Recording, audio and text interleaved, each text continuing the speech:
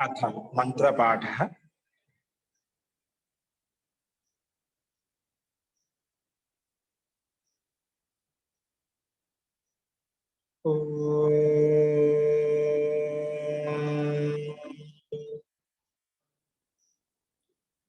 सहनाववतु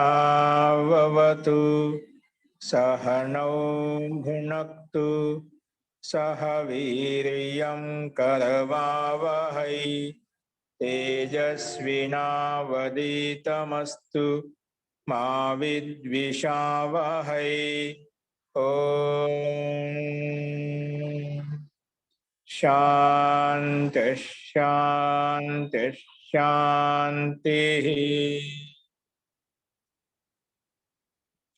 सर्वेभ्यो नमः।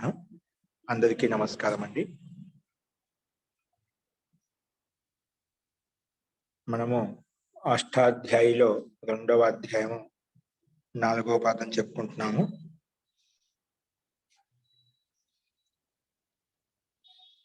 నాలుగవ పాదంలో మనము ఆర్ధధాతుక ప్రకరణం చెప్పుకుంటున్నాం. ఆర్ధధాతుక ప్రకరణంలో నిన్న లుంగ్ సనోర్ ఘస్లి అనే సూత్రాన్ని చెప్పుకున్నాము. తర్వాత ఘన్య పోశ్చ బహుళం ఛందసి ఇంతవరకు మనం చూసాము. తో నిన్న చెప్పిన పాఠంలో ఎవరికైనా ఏమైనా సందేహాలు ఉన్నాయా?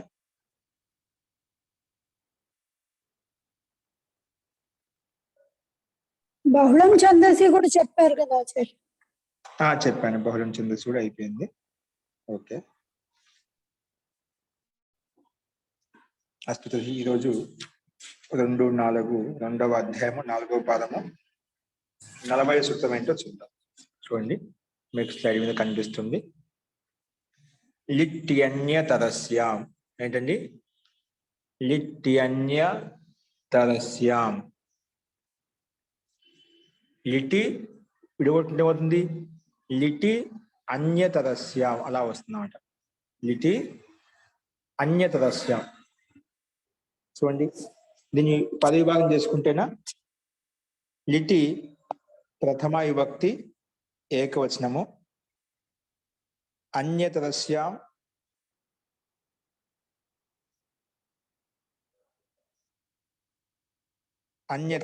అనేది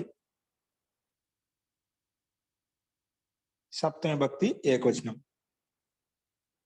అన్యతరస్యాం సప్తమి విభక్తి ఆచార్య. లిటి సప్తమి ఏకవచనం ఆచార్య.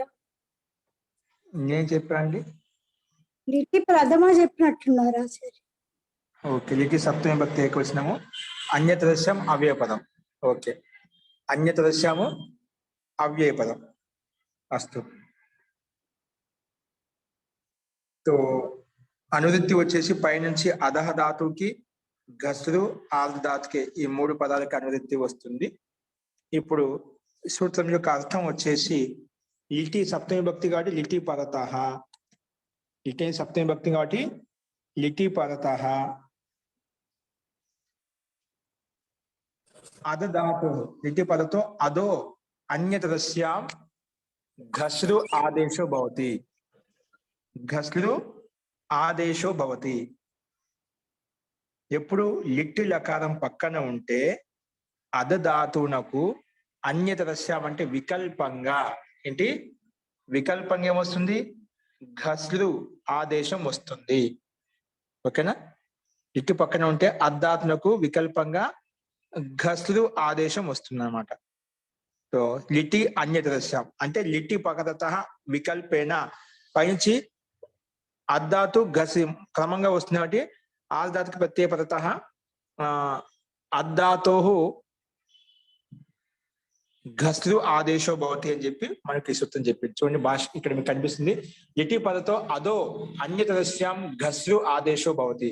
దీన్ని ఇంకా విడగొట్టుకుంటే లిటి పదతః అధధాతోః అంటే అద్ధాతు స్థానంలో వికల్పంగా ఘస్రు ఆదేశం వస్తుంది అని చెప్పి చెప్పుకున్నాం. ఘస్రు అనేది మొత్తం అధధాతు స్థానంలో ఘస్రు ఆదేశం వస్తుంది.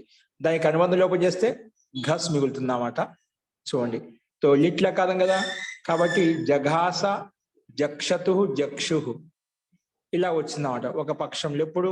ఎప్పుడైతే ఘస్ ఆదేశం అయిందో, ఎప్పుడైతే ఘస్ ఆదేశం కాలేదు ఒక పక్షంలో, అప్పుడు ఆదతు ఆదు. అందుకనే దీనికి 2 రూపాయలు వస్తాయండి. లిట్లకారంలో ఈ అద్దాతుకి రూపము ఎలా నడుస్తుంది? మామూలు లట్ల అత్తి అత్తహ అదంతి అలా వస్తుంది. లిట్లకారంలో జఘాస జక్షతు జక్షు, ఒక పక్షంలో ఆదతు ఆదుహు అలా రూపం వస్తుంది అన్నమాట. ఓకే, సో దీనికి రూపం ఎలా వస్తుందో చూద్దాం. సో అద్దాతుకి భూవాదయో ధాతవ అనే సూత్రం ప్రకారంగా ధాతు సంజ్ఞ పెట్టుకుంటాము. ధాతు సంజ్ఞ పెట్టుకోగానే ధాతో ఇదం అధికార సూత్రం. అస్మిన్ అధికారే, ఈ అధికారంలో ఉంది పరోక్షే లిట్. ఏంటండి? పరోక్షే లిట్.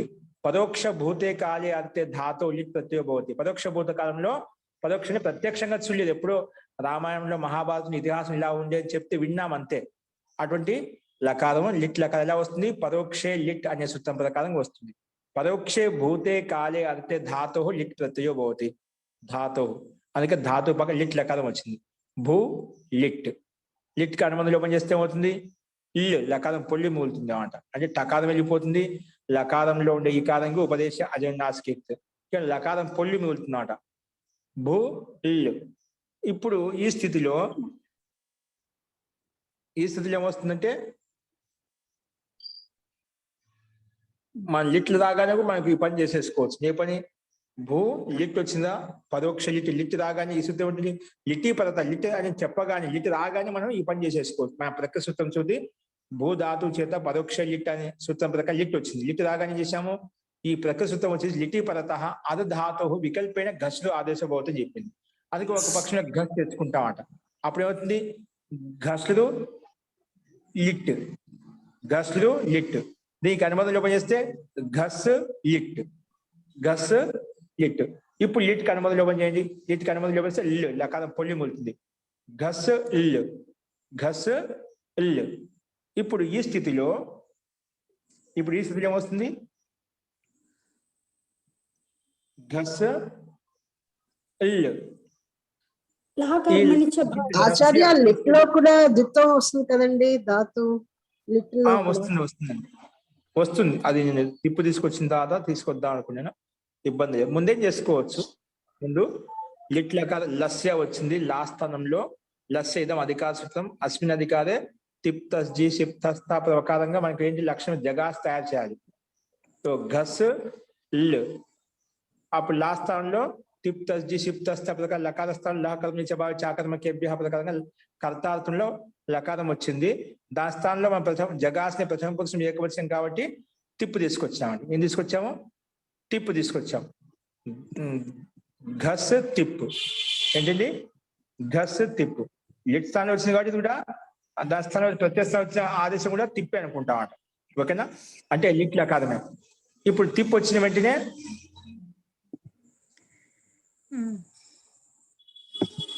తిప్పు రాగానే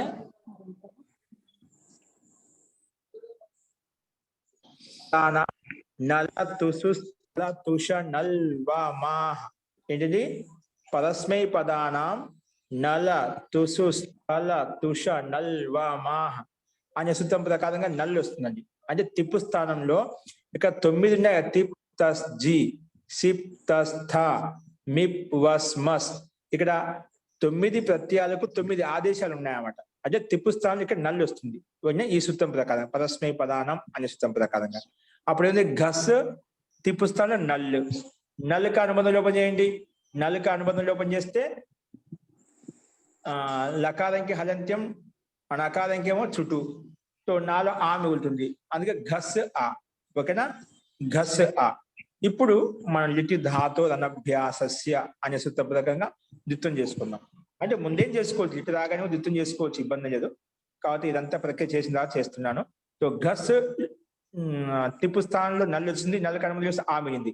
అంటే అది లిట్ నుంచి వచ్చేవి లిట్టే అనమాట. ఇవి లిట్ స్థానంలో వచ్చాయి. లిట్ స్థానంలో తిప్పు వచ్చింది, తిప్పు స్థానంలో నల్లు వచ్చింది, నల్లు స్థానంలో అనుమతి ఆ మిగింది. అంతా లిట్టే అనమాట. స్థానం ప్రకారంగా ప్రత్యేక స్థానం వచ్చినటువంటి ప్రత్యేక స్థానం ఏవైతే మార్పులు వచ్చాయని కూడా ప్రత్యేకంగా భావించబడతాయి. అంటే లిట్ ప్రత్యేకంగా భావించబడతాయి. అందుకే లిటి ధాతో అనభ్యాసస్య అనే సూత్రం వచ్చి ఏం చేసిందంటే లిటి పరత ఎట్టి లకారం పక్కన ఉంటే ధాతోః ద్వే భవతః అనభ్యాసస్య ధాతోః ద్వే భవతః అని చెప్పి ధాతువునకు ద్విత్వం చేసింది. ద్వే భవతః అని రెండు అయిపోయింది. ఇక గస్సు ఆ ఉంది కదా, ఆ అనేది లిట్ లకారం చూసింది కాబట్టి లిట్ ప్రత్యయం పక్కన ఉంది కాబట్టి ఆ పక్కన ఉంటే ముందుండే గస్సుకి ద్వే భవతః రెండు అవుతాయి అని చెప్పింది. ఏమవుతాయి?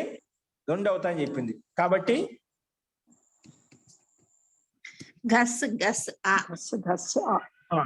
అప్పుడు ఘస్ ఘస్ ఆ ఏమొచ్చింది? ఘస్ ఘస్ ఆ అలా వచ్చిందన్నమాట. ఘస్ ఘస్ ఆ. ఇప్పుడు ఘస్ ఘస్ ఆ వచ్చిన తర్వాత మనకు దేనికైతే ద్విత్వం చేశామో అందులో మొట్టమొదటి దానికి పూర్వోభ్యాస అనే సూత్రం వచ్చేసి నువ్వు ఏ ధాతువు రెండు చేసావో ఘస్ ఘస్ ఆ వచ్చింది కదా, అందులో మొట్టమొదటి ఘస్కి ఘస్ ధాతుకి దానికి పూర్వోభ్యాస అనే సూత్రం వచ్చేసి అభ్యాసం అని పేరు పెట్టింది. ఏమి పెట్టింది? పూర్వోభ్యాస. ఎత్ర ద్వే భవత తత్ర పూర్వస్య అభ్యాస సంజ్ఞా భవతి. నువ్వు ఎక్కడైతే రెండు చేసావో అందులో మొట్టమొదటి దానికి అభ్యాసం అని పేరు వస్తుంది. ఏమొస్తుంది? నువ్వు ఎక్కడైతే రెండు చేసావో అందులో మొట్టమొదటి దానికి అభ్యాసం అని పేరు వస్తుంది చెప్పి ఇక్కడ ప్రస్తావించబడింది. ఓకేనా? సో అభ్యాసం పేరు పెట్టిన తర్వాత అభ్యాసాన్ని పేరు పెట్టి ఎలా వచ్చింది? వెంటనే హలాది శేష. హలాది శేష అభ్యాసే ఆది హల్ శిష్యతే. అభ్యాసంలో ఆది హల్ వర్ణం ఏదైతే ఉందో అది మిగులుతుంది. ఏం చెప్పింది? ఈ సూత్రం చెప్పింది హలాది హల్ ఆది శేష. అభ్యాసంలో హల్ వర్ణం ఏదైతే ఉందో అది మిగులుతుంది. అభ్యాసంలో అభ్యాసం పక్కన ఉండి గస్ గా ఇప్పుడు రెండు గస్ గస్ చేస్తాం. అందులో మొట్టమొదటి ధాతుకు అభ్యాసం ఇప్పుడు పెట్టినప్పుడు అభ్యాసం కింద చెప్పుకుంటాం. ఆ అభ్యాసంలో ఆది హల్ వర్ణం ఏంది? ఇప్పుడు గస్ ఉంది కదా, ఆది హల్ వర్ణం గ, అది మాత్రమే మిగులుతుంది. అంటే ఏదైతే ఆదిలో హల్ వర్ణం కాకుండా రెండో హల్లు ఏది ఉందో మూడో హల్లు ఏదైతుందో అది లోపం అయిపోతుంది అర్థం. ఓకేనా? సో ఇక్కడ గస్ లో మొట్టమొదటి హల్లు గ, అది ఒకటి మాత్రం మిగులుతుంది. దాని పక్క సా ఉంది కదా, సా వెళ్ళిపోతుంది. సో గాలో ఆ ఉంది, అది కూడా వెళ్ళిపోతుందా? అది వెళ్ళిపోదు. ఎందుకు? హల్లుల విషయం మాట్లాడుకున్నాం. హలాది శేష ఆది హల్లు వర్ణం మాత్రం మిగులుతుంది చెప్పాం. అచ్చు ఉంటుందా లేదా దాని గురించి ఏం మాట్లాడలేదు. అందుకే ఎలా ఉందో అలాగే ఉంటుంది. హల్లుల విషయంలో చెప్పుకుంటే ఒక ఆది హల్లు మాత్రం ఉంచుకో, అంటే ఏదైతే ఆదిలో హల్లు లేదో అవన్నీ తీసివేయి. హల్లు మాత్రం తీసి అచ్చు విషయం చెప్పలేదు అన్నమాట. కానీ గాలో ఆ ఎలా ఉందో అలాగే ఉంటుంది కాబట్టి గా మిగిలింది. గా పక్కన ఉండే గ ఓన్లీ సా వెళ్ళిపోయింది. ఎందుకంటే సా అనేది ఆది లేదా రెండో స్థానం మూడో స్థానంలో ఉంది కాబట్టి ఆదిలో లేదు. ఆదిలో ఉండే హల్లు మాత్రం పెట్టుకోవాలి. ఆదిలో ఒకటే ఉంటుంది, ఇప్పుడు రెండు ఉండవు మనకు. కాబట్టి గా ఉంది కాబట్టి గాలో ఉండే ఆ అది గా ఘస్ ఆ ఇలా వచ్చిందన్నమాట. ఓకేనా? ఘా ఘస్ ఆ. ఇప్పుడు ఈ స్థితిలో వచ్చింది చోహు కుహు చోకుహు కుహోష్టు ఇది వచ్చేసి అభ్యాసే కవర్గస్య చవర్గాదేశో భవతి ఉంటుంది. అభ్యాసే స్థానంలో చావర్గం వస్తుంది. అభ్యాసే అభ్యాస కుహోష్టు అభ్యాసే కవర్గస్య చవర్గాదేశో భవతి. అభ్యాసం కవర్గం ఉందా చవర్గం ఉందా? కావర్గం ఉందండి.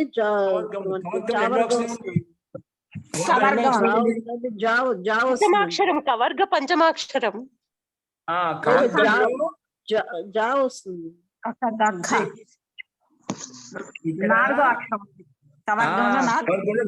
అక్షరం ఉంది కానీ నాలుగో అక్షర స్థానంలో చవర్గం యొక్క నాలుగో అక్షరం పెట్టుకోవాలి. ఏమొస్తుంది? ఝా వస్తుంది. ఏమొస్తుంది? ఝా వస్తుంది. ఎందుకు క్రమ సంఖ్య ఉంటుంది.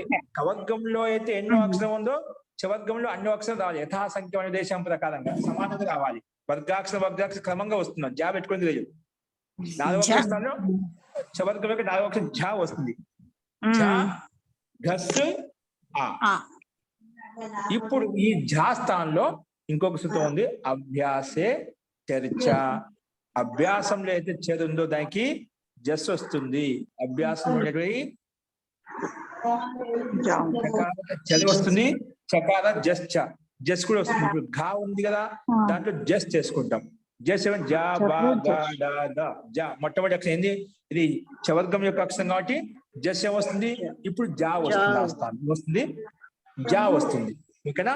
ఆ ఒత్తు నాలుగో అక్షర స్థానంలో మూడో అక్షరం వచ్చేసినాడు. ఓకేనా? జా వచ్చి ఏ దాంతో అభ్యాసే చర్చ, అభ్యాస్ ఉన్నటువంటి చర్ ఆదేశం వస్తుంది. చకార జస్ జకారం కూడా వస్తున్నాం, జస్ కూడా వస్తుంది. ఇక చర్ చేసుకోలేదు కానీ జస్ చేసుకున్నాం. జస్ అంటే జబ గడ దస్ అవి చేసాం అన్నమాట.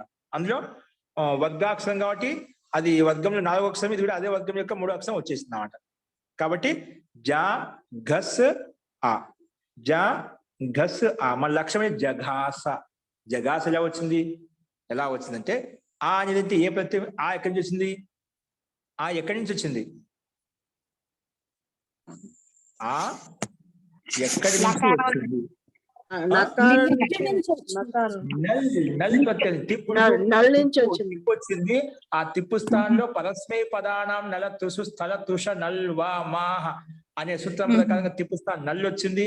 ఆ నల్కి అనుబంధం లోపం చేస్తే ఆ మిగిలింది. ఓకేనా? ఆ నల్ ఆదేశం వచ్చిందట. నల్లో ఏం చేశాము? అనుబంధం లోపం చేసి నకారం ఇతి చేసామా? చుట్టూతోటి నిత్ కదా, నిత్ అంటే అనుబంధం లోపం చేస్తే ఆ మిగిలిందా అంటే నిత్ ప్రత్యయం లోపం చేసాం. అంటే నకారం ఇతి చేసాం, ఇతని పెట్టి లోపం చేసాం. నిత్ ప్రత్యయం, నిత్ ప్రత్యయం కాబట్టి అత ఉపధాయా అంగస్య ఉపదాయాః అంగస్య అకారాంత అంగస్య అకార ఉపదాయాః అకారస్య అంగస్య ఇతి నితి ప్రత్యయ పరతః. ఇతి నితి ప్రత్యయం పక్కన ఉంటే ఇతి నితి ఆర్ధధాతుక ప్రత్యయ పర, ఇతి నితి ఆర్ధధాతుక ప్రత్యయ పరతః, ఇతి నితి ఆర్ధధాతుక ప్రత్యయ పరతః వృద్ధి భవతి, వృద్ధి వస్తుంది అని చెప్పిందన్నమాట. ఓకేనా? సో వృద్ధి అయిపోతే ఏమవుతుంది? ఇప్పుడు ఆకు వృద్ధి అవుతుంది. మనం ఎప్పుడు స్థానం తరుతామా ప్రకారంగా ఆకు వృద్ధి కాబట్టి ఘస్ జఘాస్ హలంతంగా పక్కన నల్ ప్రత్యయం కాగలిగితే జఘాస వచ్చేసిందా? ఈ రకంగా జఘాస రూపం తయారు చేసుకున్నాం. ఓకేనా? ఒక పక్షంలో ఎప్పుడైతే మనకు గస్ రాదు, అద్దు లిట్ ఉంది, లిట్ వచ్చిన వెంటనే ఈ లిట్టి అనేది లిట్ వచ్చినప్పుడు ఒకసారి మాత్రం గస్లు వస్తుంది. పక్షం రాదు. దాని పక్షం నుండి అద్దె అలాగే ఉంటుంది. అద్దె అలాగే ఉన్నప్పుడు ఏమవుతుంది? అద్దెకు ద్విత్వం చేసుకుంటాం. ఏం చేసుకుంటామండి? అద్దెకి ద్విత్వం చేసుకుంటాం. అంతేనా? అద్దు ఆ.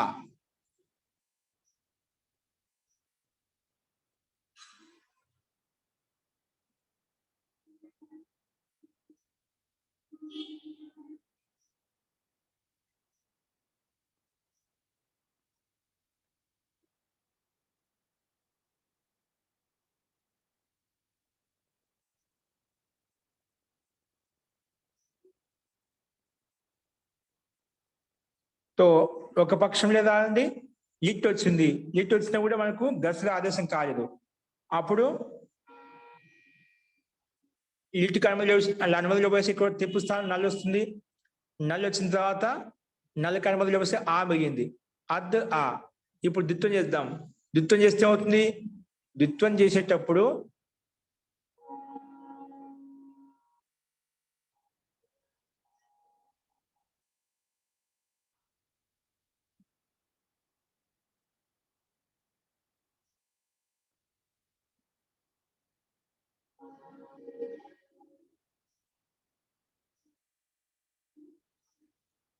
అద్దు ఆ వస్తుంది. ఏమొస్తుంది?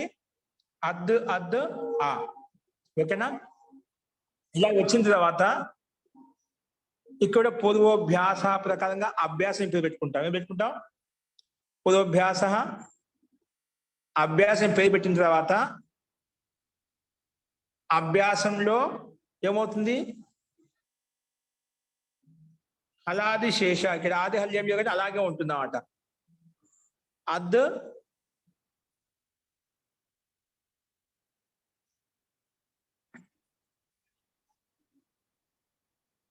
ఇక్కడ అలాది శేష ప్రకారంగా ఆదిలో లేదు కాబట్టి ఏదైతే ఆది లేదో ఆది హల్లు మాత్రం వెళ్తుంది చెప్పి ఇక్కడ ఆది హల్లు లేదు కదా. కాబట్టి అలాగే ఉంటుంది. దకారం ఇంక మాత్రం మామూలుగా లోపం అయిపోతుంది. హలాది శేష అని చెప్పే ప్రకారంగానే దకారం ఆది లేదు కదా, అనాదిలో ఉంది కాబట్టి దానికి లోపం వేసి ఆ మిగిలింది. ఆ అద్ ఆ ఇక్కడ కూడా మనం అతోపదాయ ప్రకారంగా మనం ఆ అద్ ఆ ఈ స్థితిలో నలి ప్రత్యయాన్ని నిమిత్తం చేసుకుని ఉపదాకి వృద్ధి చేస్తే ఆద్ ఆద. ఇక్కడ మళ్ళా ముందు అభ్యాసంలో ఉండే అకారము, పక్కన ఆదాలో ఉండే అకారము, ఈ రెండు మధ్య అకహ సవాల్ని దీర్ఘం చేసేసుకుంటే ఆద అని రూపం వచ్చేస్తుంది అన్నమాట. ఓకేనా? ఎప్పుడే గస్రి ఆదేశం కాలేదు ఆ పక్షంలో. గస్రి వస్తే జగాస, కాకపోతే ఆదా. ఓకేనా? అస్తు. ఇది ప్రథమ పురుషం ఏకవచనంలో మనం రూపసిద్ధి చూసాం. అదే దీనికే లిట్లకార్ ప్రథమ పురుషం ద్వివచనం వస్తుంది. ఇప్పుడు టిప్పు తెచ్చుకుంటాం. టిప్పు తెస్తాను తస్ తెచ్చుకుంటాం. టిప్ తస్ జీ కదా, భూ తస్ రాగానే ఏమవుతుంది? మన ప్రకృతి సూత్రం ప్రకారంగా లిట్టి ధాతో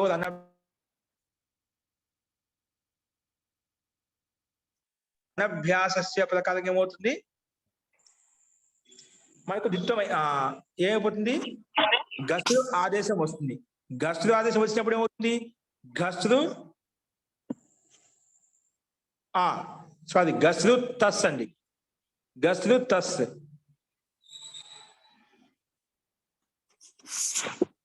తస్ కదా, తస్ వచ్చింది అన్నమాట. ఈ తస్ రాగానే గస్రుకు అనుమతి గస్ మిగులుతుంది. గస్ తస్. ఇప్పుడు ఈ స్థితిలో పరస్మై పదానాం నల తుసు స్థల తుష నల్వమాహ అనే సూత్రం వచ్చేసి అక్కడ జగాసులు ఏ విధంగా తిప్పు స్థానం నల్లి వచ్చిందో ఇక్కడ తస స్థానంలో క్రమంగా అవుతే అతుస్ వస్తుంది. ఏమొస్తుంది? అతుస్. అక్కడ తిప్పు స్థానంలో నల్లి వచ్చింది, తస్థానంలో అతుస్ వస్తుంది అన్నమాట. ఏమొస్తుంది? అతుస్. కాబట్టి ఇచ్చారు మహోదయ, పరిశిష్టంలో ఇచ్చారు. ఉపశిష్ట ఇచ్చారా? 642 పేజీలో ఇచ్చారు జక్షతు. ఓకే, చూసుకోండి. అయితే తో ఆ రకంగా ఇక్కడ మనకేమొస్తుంది? తస్థానంలో అతుస్ వస్తుంది అన్నమాట. తస్థానం ఏమొస్తుంది? అతుస్ వస్తుంది అన్నమాట.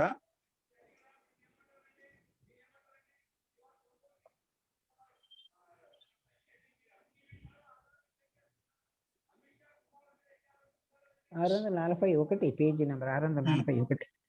ఇక్కడ తస్థానంలో పరస్మై పదాం ప్రకారం అతుస్ వస్తుంది. గస్ అతుస్.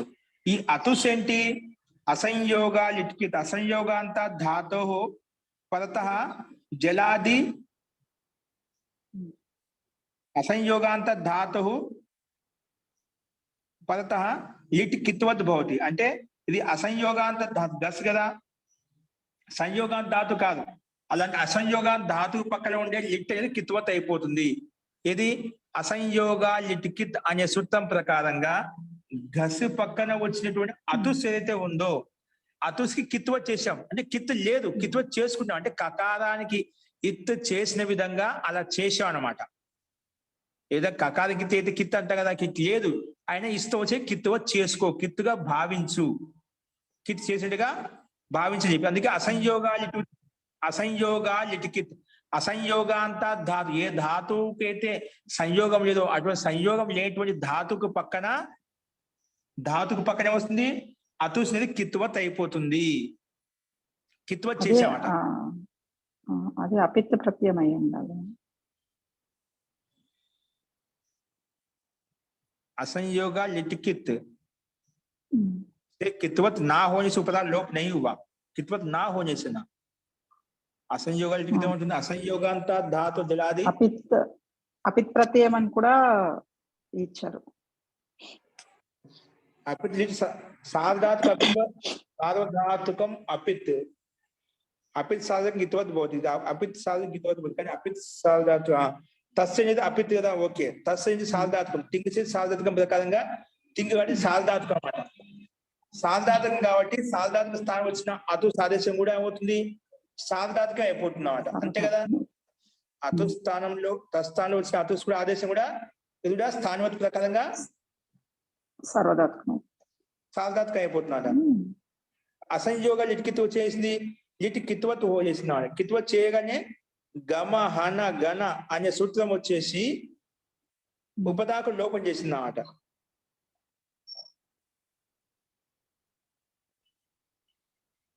ఇక్కడేమో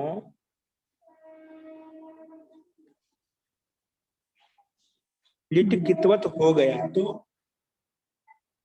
ఓకే లిట్ కిత్వత్ చేసుకున్నాము. तो కిత్వత్ చేయగానే అయిపోయింది మనకు. వెంటనే అతుస్కి కిత్వత్ చేయడం ఎలా అవుతుంది? వెంటనే గమ హన జన ఖన ఘసాం లోపహ కింగిత్య నంగి అనే సూత్రం ప్రకారంగా ఇదేం చేసిందంటే ఆ ధాతువులో ఉండే గస్ ధాతువులో ఉండేటువంటి ఉపదాకి ఉపదాలో ఉండేటువంటి అకారానికి లోపం చేస్తాను. ఉపదాకి లోపం, ఉపదాలు ఏముంటే అది అవుతుంది. గస్ లో ఘాలో ఆ ఉందన్నమాట, దానికి లోపం చేసింది అనమాట. ఎప్పుడు అతుసు కిత్వత్ చేశాం కాబట్టి కిత్వత్ అనేది పక్కన ఉంటే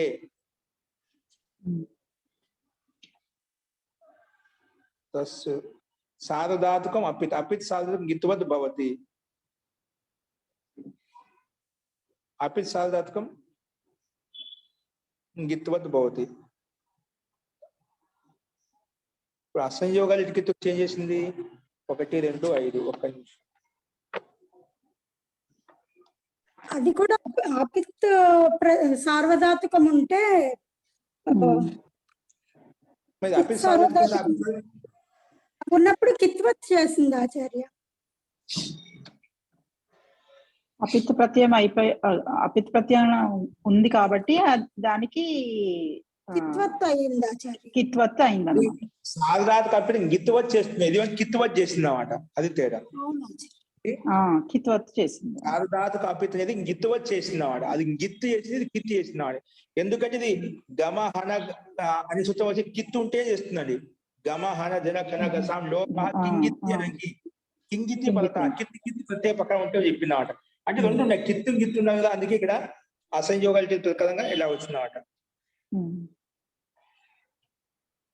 దీన్ని కిత్వత్ భావం పెట్టుకున్నాడు. నీత్వత్ భావం బదులు కిత్వత్ భావం.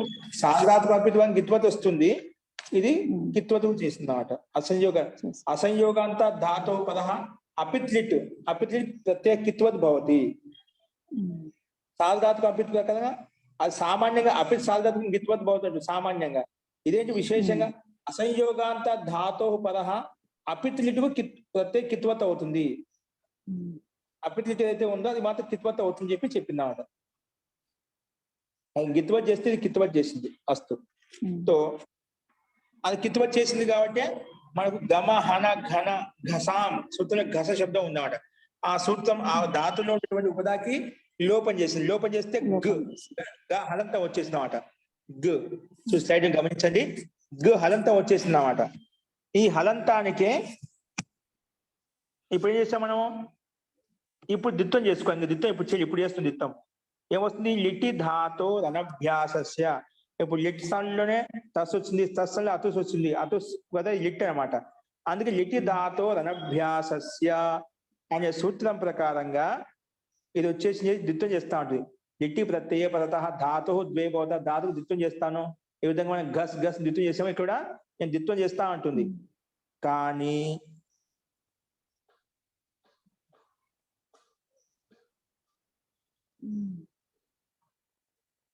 ఒక పక్షం గస్ వచ్చింది కదా, దిత్వం ప్రాప్తం అవుతున్నాడు. దిత్వం చేస్తుంటే ఏమవుతుంది? కానీ దిత్వం చేయాలంటే ప్రథమస్య ఏకాచ ద్వే భవత అజాది ద్వితీయస్య. ఇక్కడ యజిదాత ఏకాచో ద్వే ప్రథమ ఏకాచుకు ద్వే భవత అని చెప్పింది. ఇక్కడ ప్రథమ ఏకాచు గస్ లో లోపం చేయకముందు గస్ లో ఘాలో ఆ ఉన్నది కాబట్టి ప్రథమ ఏకాచు ఉన్నది. అందుకే ప్రథమ ఏకాచుకు ద్విత్వం చేసుకునే వాళ్ళం. ఇక్కడ ఘాలో ఉండే ఆకి లోపం చేసిన కదా, అక్కడ ప్రథమ ఏకాచు లేదు. మరి ద్విత్వం ఎలా అవుతుంది?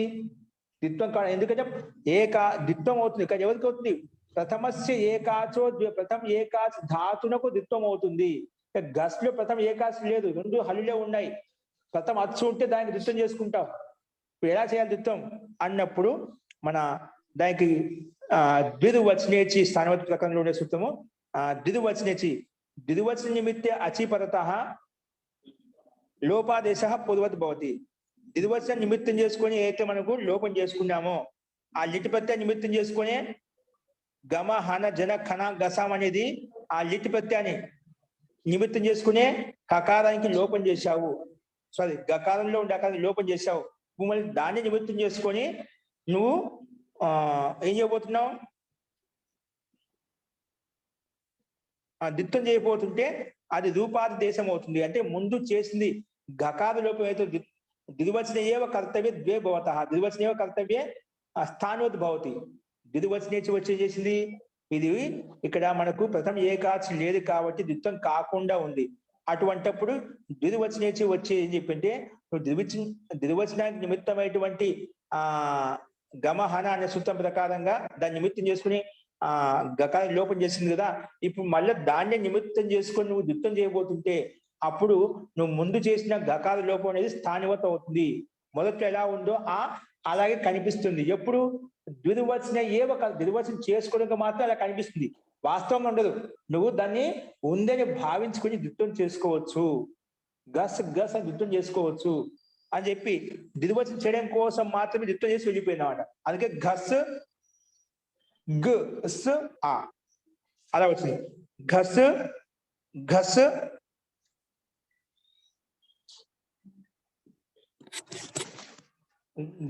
ఈ సూత్రం చేత ద్విత్వం రాదంటారా? ఏకాచో ద్వే ప్రథమస్య ప్రకారంగా ద్విత్వం రాదు మహోదయ. ఇక్కడ వచ్చింది కాబట్టి ప్రథమ ఏకాచు ఏంటి అని ద్వితీయ అచ్చు రానంత వరకు ఉండవచ్చు, కనిపించినంత వరకు అంతా ఏకాచే. అది గస్ మొత్తం అంతా ఏకాచే. గస్ సకాలం అంతే కదా, దానికి నృత్యం చేసుకున్నామట. ఓకేనా? అందుకే ఘస్ అయిపోయింది. ఘస్ ఘస్ అతుస్సు జీ. ఇక్కడ ఈ నిర్వచనేచి ఏం చెప్తుంటే స్వస్థాని రూపోభవతి అంటుంది. ఇక్కడ ఈ సూత్రం ఏం చెబుతుందంటే నిర్వచన నిమిత్తే అపి పరతః యో అజాదేశః స్వస్థాని రూపో భవతి నిర్వచన ఏవ కర్తవ్యే రూపాదేశం. అంటే దానికి పూర్వం ఏ రూపం ఉందో ఆ స్థాని రూపం చేస్తుంది అని అంటుంది. స్వస్థాని రూపం భవతి. పూర్వం ఇంతకు ముందు ఏ రూపం ఉందో దానికి అదే రూపం వస్తుంది నిర్వచనేచిలో. అదే పూర్వాధ దేశం అంటే మొదట్లో ఏ రూపం ఉన్నది? ఘకారంలో ఉండే లోపం రూపం ఉండేది. ఆ ఘస్సాన్ని పూర్తిగా ఉందిరా, అదే రూపం వస్తుంది స్థానం చేయడం కోసము. అందుకే ద్విత్వం చేయడం కోసం అది రూపాదేశం అయిపోయింది. ఘస్ ఘస్ అలా వచ్చింది, మనకు ద్విత్వం అయిపోయింది. ద్వివచనేచి వచ్చేసి ద్వివచన నిమిత్తే అచి పరతః యో అజాదేశ అంటే లోపాదేశం, దాన్ని అజాదేశం అంటాం. అది స్థాని రూపభవతి. అది మళ్ళీ మొదట్లో ద్విత్వం చేయడం కోసం ఎలాగైతే ఉందో అలాగే వస్తుంది. అర్థమైందా? ఇది మళ్ళా కాదండి,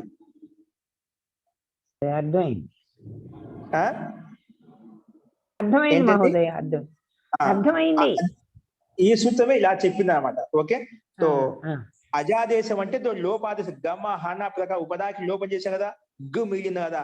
అప్పుడు మనకు ఇప్పుడు మళ్ళీ ద్విత్వం చేసుకోబోతుంటే ద్విత్వం వస్తుంది. దారు గు స్ ఉంది దాతి మొత్తం.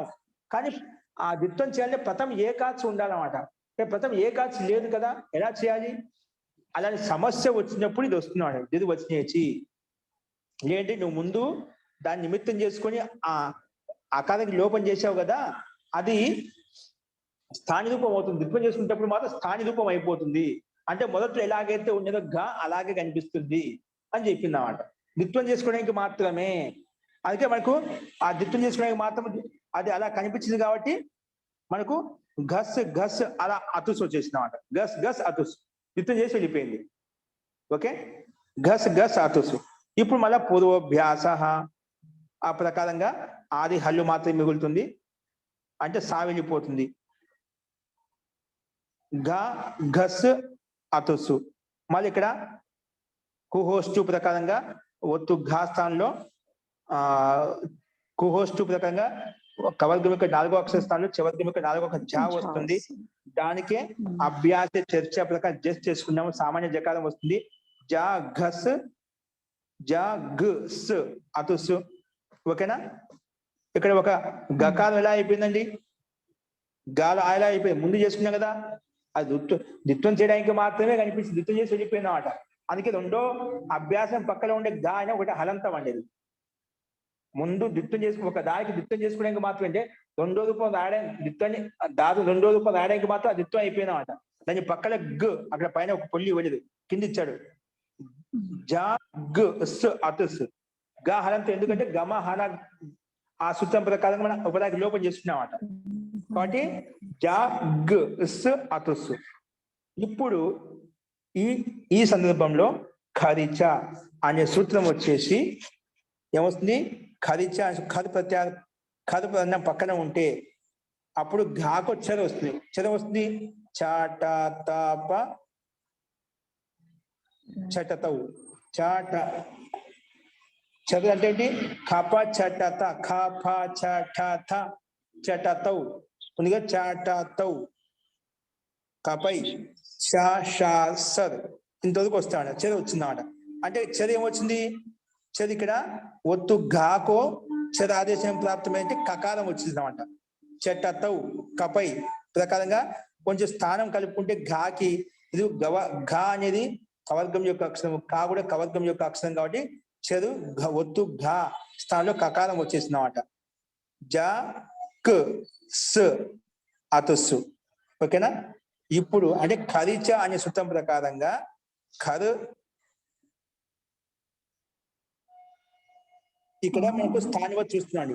స్థానివత్ ఎలా చూసుకోవాలి, ఇక్కడైతే ఖరిచ అనే సూత్రము ఘాకు చెరు ప్రాప్తం అవుతుంటే అంటే ఒత్తు ఘా స్థానం కకార ఆదేశం ప్రాప్తం ఉంటుంది.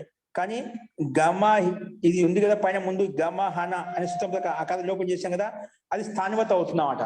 స్థానివత్ అయిందనుకోండి అక్కడ మనకు చెరు కనిపించదన్నమాట. గాలో ఆ కనిపిస్తుంది ఉపదాలో. గాలో ఖరిచ కరి పనత జలాంచర ఆదేశం అవుతుందని చెప్పాం. కరు పక్కన ఉంటే సా పక్కన ఉంటే జల్లుకు చెర ఆదేశం వస్తుంది. ఎప్పుడైతే కరు పక్కన జల్లు లేదన్నమాట, అచ్చు ఉందన్నమాట. ఎప్పుడైతే మన స్థానివత అవుతుందో స్థానివదాల్సిన విధవ ప్రకారంగా అప్పుడు వెంటనే అనల్ విధవు అల్విధవు కర్తవ్య స్థానివత్ నా భవతి నిషేధించింది. నిషేధించిన తర్వాత మళ్ళీ అచహ పరస్మిన్ పూర్వ విధవు వచ్చేసి లేండి అజాది పరినిమిత్తకు అజాదేశ పూర్వ విధవు కర్తవ్య స్థానివత్ భవతి అని చెప్పి మళ్ళీ స్థానివత్ చేసింది. స్థానివత్ చేస్తుంటే అప్పుడు ఏమైపోయింది, మళ్ళీ స్థానివత్ చేయడం వల్ల అచ్చు కనిపిస్తుంది అన్నమాట. మళ్ళీ అచ్చు కనిపిస్తుంటే మనకు ఇక్కడ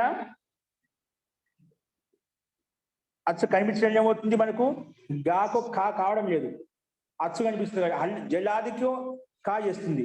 కాబట్టి వెంటనే లాస్ట్ సూత్రం వచ్చేసి నా పదాంత దిది వచ్చిన వరేయ లోప స్వర సవర్ణానుస్వ దీర్ఘ జరి విధిసు చరివిధి ఇది చరివిధి కర్తవ్యే స్థానివత్ నా భవతి అని చెప్పింది. స్థానివత్ కాదు అంటే గమ హన అనే సూత్రం ప్రకారంగా మనము అయితే గకారంలో ఉండే అకారానికి లోపం చేసే అది స్థానివత్ కాదు. స్థానివత్ కాకపోతే అది అలాగే ఉంది కాబట్టి జల్లి కనిపిస్తుంది. ఆ జలి స్థానంలో ఖరిచ సూత్రం ప్రకారంగా కకారం వచ్చేసింది. అందుకే జా క్ స్ అతుసు. ఇక్కడ షాసి వసి గసి నాంచ అనే సూత్రం ప్రకారంగా కాకి సాకి రెండింటి మధ్య కాకి పక్కన సకారానికి మూర్ధన శకారం చేసిందన్నమాట.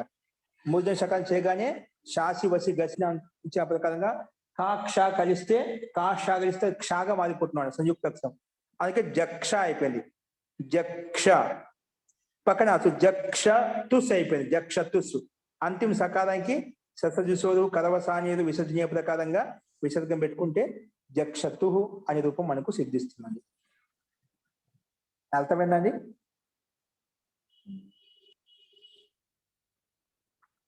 అవగతం. జక్షతు రూపం ఎలా వచ్చిందో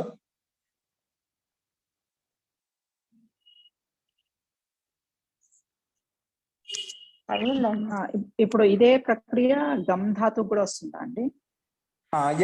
ఎప్పుడైతే మనకు అద్ స్థానంలో గస్ల ఆదేశం కాలేదో అది అలాగే ఉంటుంది. అప్పుడు ఆదతు వస్తుందన్నమాట. మనం చెప్పిన ఆద ఎలా తయారు చేసామో ఇప్పుడు ఇక్కడ తస్థానం అతుస్ వస్తుంది, ఆదతుస్ వస్తుంది. ఆదా ప్లస్ అతుస్సు ఆ అభ్యాసం ఉండే ఆకారము పక్కన ఉండే ఆకారం అక్కడ సమాజం చేసుకుని ఆదతుస్ అయిపోతుంది. ఆదతు సకాలిక ఋతు విసర్జన చేసుకుంటే ఆదతు అనే రూపం కూడా సిద్ధిస్తుంది. ఓకేనా.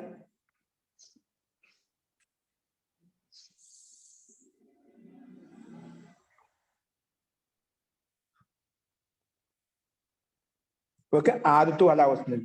నెక్స్ట్ వచ్చేసి జక్షు. ఇక్కడ ఏమంటే మనం టిప్ తస్ టిప్ స్థానంలో నల్ వచ్చింది, తస్ స్థానంలో అతుస్ వచ్చింది. నెక్స్ట్ జీ తెచ్చుకుంటాం, భూ జీ. జీ స్థానంలో ఏమొస్తుందంటే ఉస్ వస్తుందండి. ఏమొస్తుంది? ఉస్ వస్తుందండి. పరస్మై పదానం నల తుసు స్థల తుష నలువ మహాప్రకారంగా ఉస్ వస్తుంది. ఇక్కడ మొత్తం సేమ్ ప్రక్రియ ఉంటుంది అన్నమాట. ఇప్పుడు ఘస్ అద్ లిట్, మళ్ళా ఘస్లు లిట్, లిట్ స్థానంలో జీ జీ వస్తుంది లకార స్థానంలో. గస్ జీ, జీ స్థానంలో మళ్ళీ పరస్మయ పదానం ప్రకారం ఉస్ వస్తుంది. గస్ ఉస్సు, ఇక్కడ అతుస్సు ఇక్కడ ఉస్సు, అదే తేడండి. మిగిలిన ప్రక్రియ అంతా అలాగే వస్తుంది. గస్ ఉస్సు, మళ్ళీ గస్ గస్ ఉస్సు. ఆ దిత్తు చేసుకుంటాం, దిద్వచనం కూడా ఉపయోగించబడుతుంది ఇక్కడ. గస్ గస్ ఉస్సు, మళ్ళా జా ఘస్ ఉస్సు, అతుస్థానం ఉస్సు పెట్టుకోవడమే. జా గస్ ఉస్సు, జక్ష ఉస్ అయిపోతున్నాడు. జక్ష ఉస్సు, జక్ష ఉస్సు, జక్ష ఉస్సు. ఆ జక్షల క్ష హలంతం కదా, దానికి ఉస్క ఊగలితే జక్షుస్ అయిపోయింది. ఆ జక్షుస్ అయిపోయి సాక ఋతువు చేసుకుంటే జక్షు అనే రూపం వస్తుంది. అలాగే ఆ పక్క ఒక పక్షులు గస్ ఆదేశం కాకుంటే అదుస్సు అదుహు వస్తుంది అన్నమాట. సేమ్ అదే విధంగా ఆ గస్ చేసుకోము, ఆ గస్ చేసినప్పుడు అద్ అలాగే ఉంటుంది. అద్ ఉస్సు, అదుస్సు, అదుహు అలాగే రూపం వస్తుంది అన్నమాట. ఆద ఆదతు అదుహు, లేదా జగాస జక్షతు జక్షు. ఇక్కడ 2 రూపాయలు కావడానికి ముఖ్య కారణం ఏంటి? మన ఈ ప్రకృతి సూత్రము లిటి ధాతో అనభ్యాసస్య. లిట్ల కాలం పక్కన ఉంటే మన సూత్రం ఏమవుతుంది? ఒకసారి గస్సులు ఆదేశం చేస్తుంది, ఒకసారి కాని పక్షులు అద్దాత అలాగా ఉంటుంది. కాబట్టి 2 రూపాయలు అందుకే అలాగా సిద్ధించే మనకు. ఆద ఆదతు ఆదుహు అని చెప్పి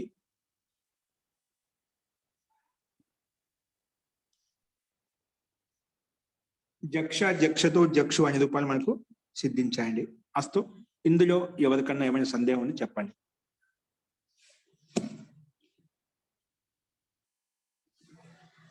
మహోదయ, నాకు ఆదా ఎలా వచ్చిందో అర్థం కాలేదు మహోదయ. ఆదధాతుకి ద్విత్వం చేసుకుంటామండి. చేస్తాము, ద్విత్వం చేస్తే అద్దు అద్దు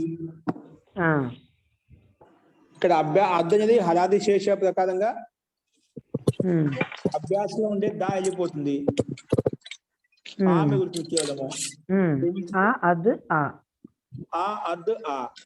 ఇక్కడ అద్దులో ఆ నలిక ఆగదా, ఇక్కడ అత ఉపదాయ ప్రకారం వృద్ధి చేసుకుంటాం.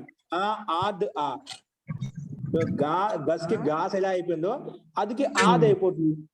అద్దు స్థానంలో ఆకి వృద్ధి ఆ అయిపోతుంది, ఆద్ అయిపోయింది. ఆద్ దా హలంతానికి పక్కన ఆగితే ఆదా.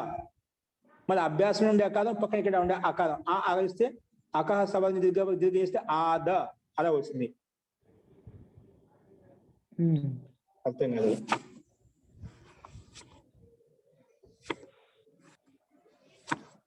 అద్దు వరకు ఓకేనా? అద్దు అద్దు అద్దు ఆ వచ్చింది అంతవరకు అర్థం అవుతుంది మహోదయ. ఆ నిమిత్తం నల్ ప్రత్యయం నుంచి వచ్చింది కదా, అది నిత్య ప్రత్యయం, చివరిది నల్ ప్రత్యయం నుంచి వచ్చింది. చివరి అది నిత్య ప్రత్యయం కాబట్టి అత ఉపదాయా వచ్చేసి అద్దు కూడా వృద్ధి చేశాం. అద్దాతుకి అద్దాతులో ఉండే ఉపదాయం ఏంటి? ఆకు వృద్ధి చేస్తే ఏమవుతుంది? ఆకు వృద్ధి అవుతుంది, ఆ అయిపోతుంది. ఆద్ అయిపోయినప్పుడు ఆద్ ముందు కూడా ఆ ఉందా? అభ్యాసం ఆద అండి. ఆద వృద్ధి చేసిన తర్వాత ఆద అద్దనద్దు. ఇప్పుడు వృద్ధి అయింది. ఆదా ఆ ప్లస్ ఆదా, ఆ ప్లస్ ఆదా. ఇప్పుడు ఆదాకి ఆకి ముందుండే అభ్యాసం ఆకి అకవసరం దీర్ఘం చేయండి, దీర్ఘం వస్తుంది. మళ్ళీ దీర్ఘమే వస్తుంది. దీర్ఘం వస్తుంది మనకి. దీనికి లేదు. రస్వానికి అభ్యాసం దీర్ఘం చేస్తే దీర్ఘం వస్తుంది అన్నమాట. పక్కన అతు చేసుకుంటే ఆదత్తు, పూ చేసుకుంటే ఆదుహు. ఆచార్య, ఇక్కడ అద్దు అద్దు ఆ వచ్చింది కదా, అప్పుడు హలాది శేష సూత్రంతో ఆ ఎందుకు మిగిలింది? బాగా మిగలాల్సింది ఏంటి? అద్దు ఆ ఉంది కదా మొదటి పూర్వాభ్యాస, దానిలో హలాది శేషతో ఆది హల్లు శిష్యతే అన్నారు కదా. ఆ, ఆది హల్లు అంటే దకారమే కదా అందులో. అవును. మళ్ళీ ఆది హల్లు ఎందుకు మిగలేదు? ఆ కరెక్టే, మీ ప్రశ్న బాగా అడిగారండి. ఎందుకు మిగలేదు? అదే ఎందుకని మిగలలేదని డౌట్ వచ్చింది నాకు. మంచిదండి, మంచి క్వశ్చన్ చేస్తారు మీరు. కాబట్టి ఆది హల్లు అంటే ఇప్పుడు రెండు ఉంటే దానికంటే ముందే ఉంటే ఇంకోటి అదే ముందు తర్వాత ఉన్న ఒకటే ఉంది కాబట్టి అదే ఆది హల్లు అనుకుని అదే మిగిల్చుకునే వాళ్ళం. అది ఏమైపోయింది?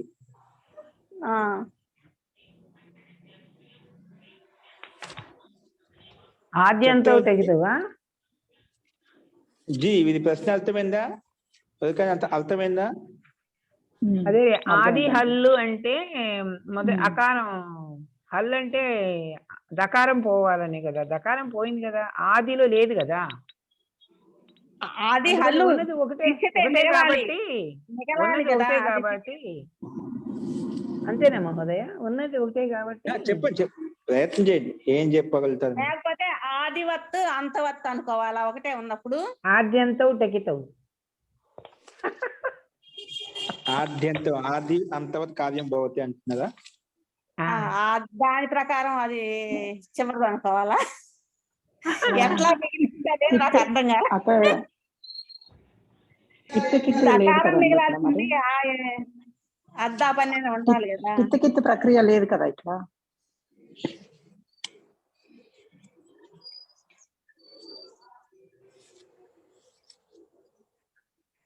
అంటే లేకపోతే అది మొదట్లో పదానికి మొదటిలో హల్లుంటేనే పోతుందనే అర్థం. అది ఇది అచ్చుంది కదా. హల్ ఆది శేష, ఆది హల్లు మిగులుద్ది.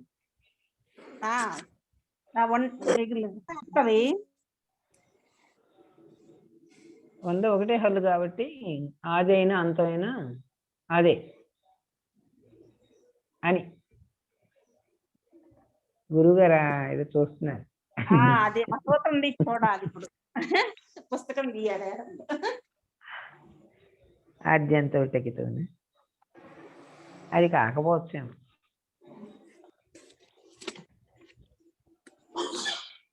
అది ఒకటిలో ఉందా? 6లోనో 7లోనో ఉంది. సూత్రాలు రాకపోవడం అయితే ఇప్పటికీ. ఆద్యంతవద్ ఏకస్మిన్ అండి. ఆద్యంతం అదేకస్మిన్ ఏదో అది కరెక్ట్. 7, 4 ఏకస్మిన్ అపి ఆది అంతవత్ కార్యం భవతి. ఒకటి ఆది 1:20 ఆచార్య. ఆద్యంతం అదేకస్మిన్ నీరజ్ గారు. ఆద్యంత వదేకస్మిన్ ప్రకారంగా ఆది అంతవత్ కార్యం అవుతుంది. అంటే అదే ఆది అనుకోవాలి, అది అంతం అనుకోని మనం అది తీసుకుంటాం అంట. అప్పుడు అదే ఉంది కాబట్టి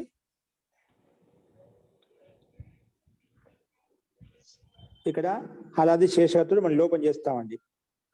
అప్పుడేం మిగులుతుంది? ఆనే మిగులుతుంది అన్నమాట.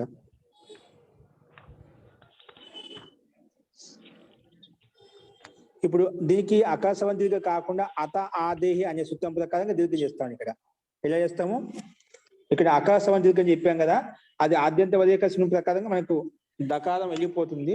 అంటే ఆది అంతం అనుకొని చెప్పి దాన్ని తీసేస్తాము. అప్పుడు కేవలం అభ్యాసంలో ఆనే మిగులుతుంది. ఇప్పుడు అభ్యాసం నుండి ఆకారం పక్కన ఆదా ఉంది కదా, ఇక్కడ ఈ స్థితిలో అత ఆదేహి అనే సూత్రం ప్రకారంగా మనం దీర్ఘం చేసుకోవచ్చండి. అప్పుడు ఆద్ అలా వస్తుంది, ఆద్ ఇప్పుడు మళ్ళీ ఈ స్థితిలో మళ్ళీ ఆకాశవంతిగా మళ్ళీ ప్రాప్తం అవుతుంది, అదే వస్తుంది. అంటే మళ్ళీ చేసిన అదే వస్తుంది, ఆదా అనే రూపం వస్తుందండి. ఓకేనా?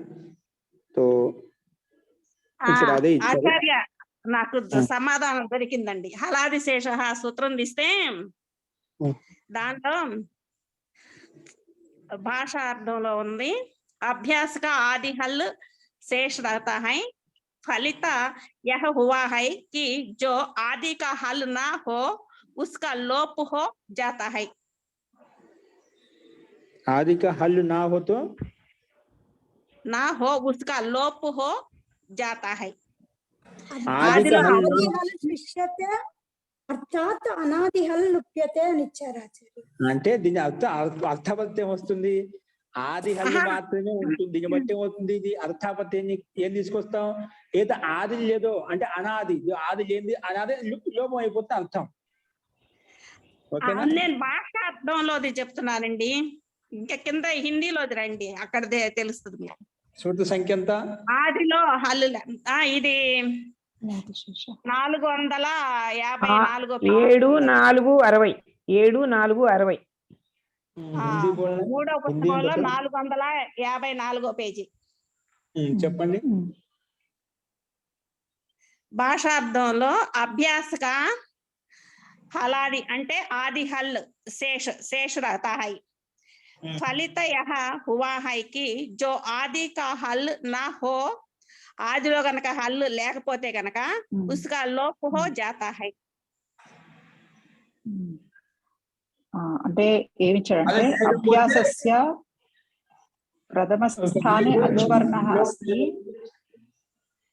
తర్హి అభ్యాసస్య సర్వేషాం హల్వర్ణానాం లోపః భవతి.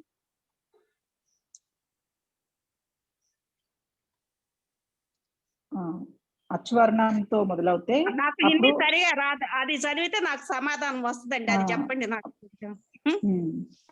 అభ్యాసంలో ప్రథమ స్థానంలో అచ్చు ఉన్నట్లయితే అభ్యాసం యొక్క హల్వర్ణాలు లోపమవుతాయంట. ప్రథమంలో హల్లు లేకపోతే గనక అచ్చు ఉంటే, హల్లు లేకుండా అచ్చు ఉండేది ఉంటే ఉన్నప్పుడైతే హల్ వర్ణాలు లోపమవుతాయి అని ఇచ్చాడు. అనాది హల్ కా లోప్ హో జాయే.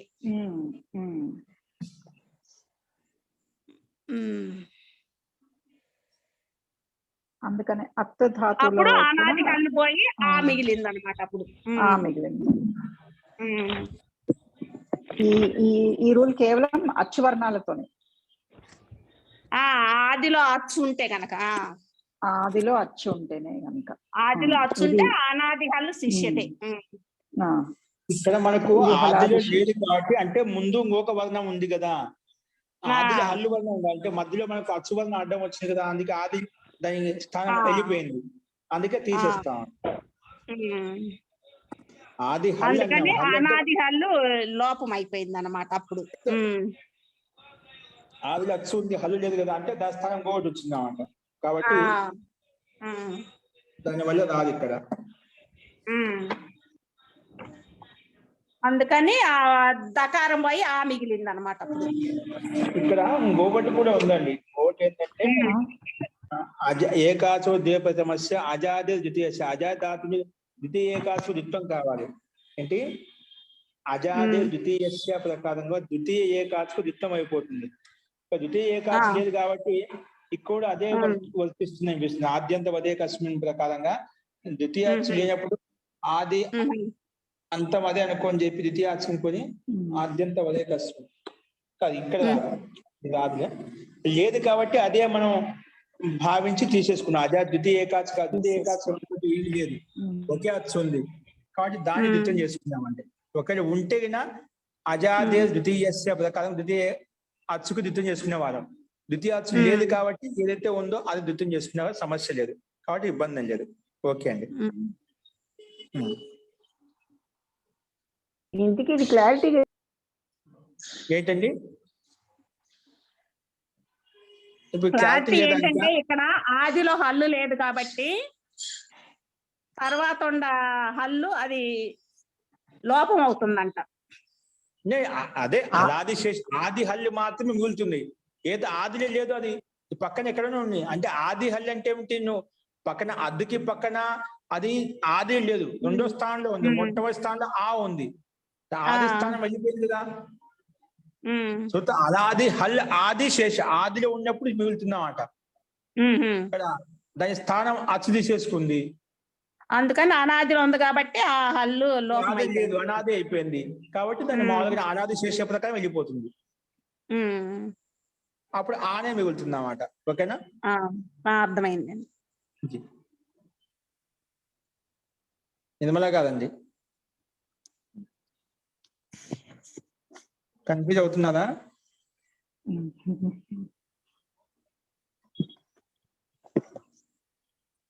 ఓకే అండి.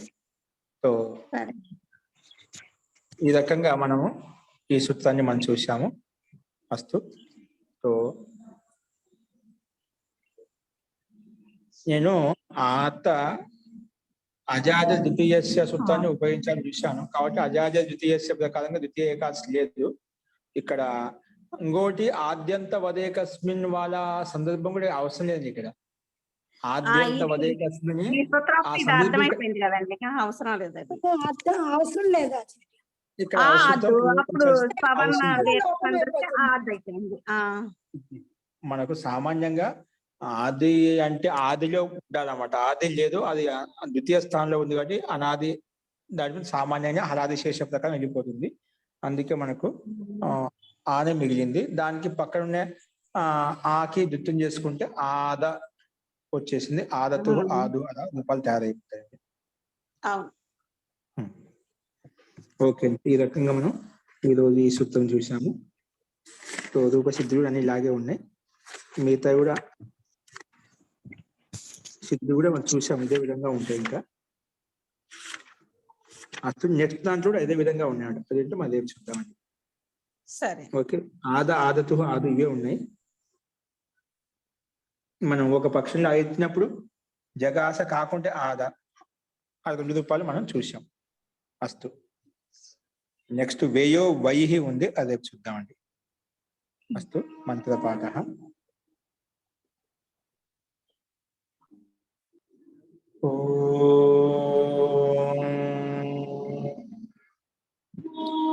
सर्वे भवन्तु सुखिनः, सर्वे सन्तु निरामयाः, सर्वे भद्राणि पश्यन्तु, मा कश्चित् दुःखभाग् भवेत्।